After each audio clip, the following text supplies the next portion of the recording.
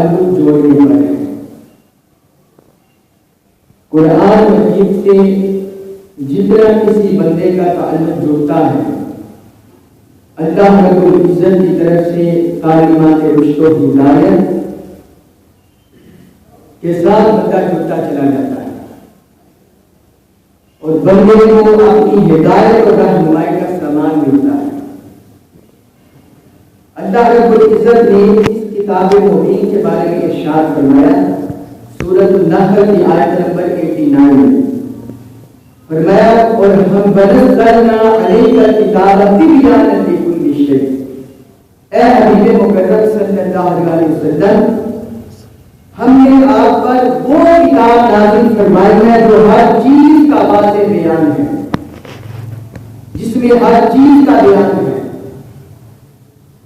وَهُدًى وَرَحْمَةً، اور یہ ہدایت ہے اور رحمت ہے،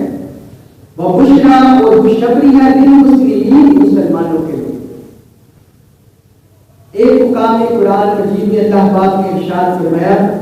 وَلَا رَتْبٍ وَلَا يَابِسٍ إِلَّا فِي كِتَابٍ مُبِينٍ، کوئی خشک اور تر چیز ایسی نہیں ہے جو کتاب مبین میں نہ ہو۔ یعنی اللہ تبارک و تعالیٰ نے ہمیں ایسا کلام پاک عطا فرمایا ہے، ایسی کتاب عطا فرمائی ہے جس میں ہر چیز کا واضح بیان ہے، چاہے اس چیز کا تعلق خشکی سے ہے یا تری سے ہے، چاہے اس چیز کا تعلق دنیا سے ہے آخرت سے ہے، اس کا تعلق زمین سے ہے آسمان سے ہے، اس کا تعلق جمادات سے ہے نباتات سے ہے حیوانات سے ہے عالم خلقیات سے ہے، جس چیز سے بھی کسی چیز کا تعلق ہے اللہ پاک نے ہر اس شے کو قرآن میں بیان فرما دیا۔ زمین اور آسمان اور ان کے درمیان جتنی بھی مخلوقات ہیں اور جتنی بھی کائنات میں بکھری ہوئی اشیاء ہیں، ان سب کا علم اصول اللہ تبارک و تعالیٰ نے قرآن میں نازل فرما دیا ہے۔ یہ کتاب مبین ایسی ہے، اس کتاب مبین میں کسی چیز کو نہیں چھوڑا گیا۔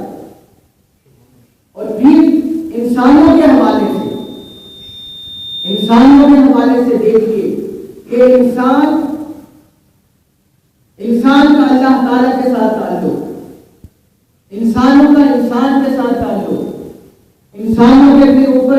جو حقوق عائد ہوتے ہیں، والدین کے حقوق، بیوی بچوں کے حقوق، رشتہ داروں کے حقوق، یتیموں کے حقوق، غریبوں کے حقوق، مسکینوں محتاجوں کے حقوق، ان سب کو بھی قرآن نے بیان فرما دیا گیا۔ پھر انسان کی انفرادی زندگی میں بہتری کیسے آ سکتی ہے؟ انسان اجتماعی زندگی بسر کرتا ہے، اپنے گھر میں رشتہ داروں کے ساتھ، عزیز و اقارب کے ساتھ، معاشرے کے ساتھ، قومی سطح پر، بین الاقوامی سطح پر یہ تعلقات کیسے ہونے چاہیے؟ انسان کی قومی زندگی کیسی ہونی چاہیے؟ انسان کی بین الاقوامی زندگی کیسی ہونی چاہیے؟ وہ کون سی تعلیمات ہیں جس کی وجہ سے انسان اپنی انفرادی زندگی سنوار سکتا ہے، انسان اپنی معاشرتی زندگی میں بہتری لا سکتا ہے، انسان کی اپنی ذات کے لحاظ سے بھی بہتری آ سکتی ہے، انسان کے کردار میں، انسان کے حالات میں، انسان کے رویے میں، یعنی جو اخلاق حسنہ ہے، سچ بولنا، دیانتداری کرنا، ایمانداری کرنا، عدل و انصاف کرنا، ایک دوسرے کے حقوق ادا کرنا، ہر ایک کے دکھ سکھ میں شریک ہونا، یہ ساری تعلیمات اللہ پاک نے قرآن میں ہمیں عطا فرما دی۔ یہ ساری تعلیمات اللہ پاک نے ہمیں قرآن میں عطا فرما دی۔ اور انسان کی اپنی ذات میں کیسے بہتری آ سکتی ہے، انسان کا نفس کیسے پاکیزہ ہو سکتا ہے، انسان کا باطن کیسے روشن ہو سکتا ہے، انسان کا اللہ تعالیٰ کے ساتھ تعلق کیسے پختہ ہو سکتا ہے، حضور کے ساتھ اللہ کے رسول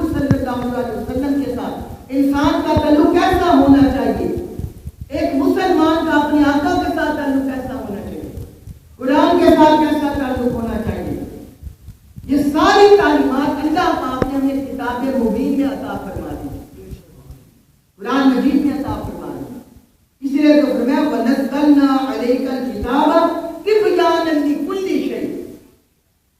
یہ قرآن مجید کا دعویٰ ہے کہ ہم نے اے حبیب آپ پر کتاب اتاری ہے جس میں ہر چیز کا واضح بیان ہے۔ اور جو دوسری ہے وَلَا رَطْبٍ وَلَا يَابِسٍ إِلَّا فِي کتاب مبین، کوئی خوشبودار چیز ایسی نہیں جس کا ذکر قرآن میں نہ ہو، کتاب مبین میں نہ ہو۔ پھر ایک اور آیت مبارکہ میں فرمایا وَنُنَزِّلُ مِنَ الْقُرْآنِ مَا هُوَ شِفَاءٌ وَرَحْمَةٌ لِلْمُؤْمِنِينَ۔ اور اے حبیب ہم یہ کتابیں ہم نے قرآن اتارا ہے، یہ کیا ہے مَا هُوَ شِفَاءٌ وَرَحْمَةٌ لِلْمُؤْمِنِينَ، جس میں اہل ایمان کے لیے شفا بھی ہے اور رحمت بھی ہے۔ اہل ایمان کے لیے اس میں شفا ہے اور اہل ایمان